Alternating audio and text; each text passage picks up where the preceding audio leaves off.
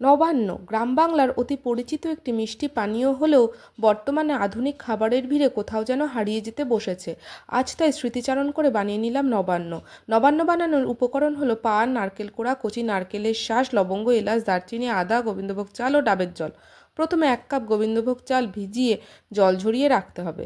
তারপর ভেজানো চাল ডাবের জল দিয়ে মিহি করে বেটে একটি পাত্রে রাখতে হবে। তারপর একে একে হাফমালা নারকেল কোড়া ও একটি কচি নারকেলের শাঁস বেটে চাল বাটার মধ্যে ঢেলে দিতে হবে। 4টে পান বেটে তার রস ছেঁকে নিতে হবে। তারপর 2 ইঞ্চি আদা বেটে তারও রস ছেঁকে নিতে হবে। 5টি এলাচ, 1 টুকরো দারচিনি, 4টে লবঙ্গ বেটে নিতে হবে।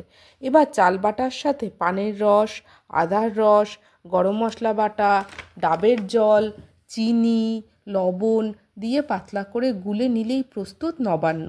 এবার ছোট বাটিতে সার্ভ করুন এই নবান্ন। শীতের সকালে মুড়ি আর নবান্ন সুস্বাদু একটি জলখাবার।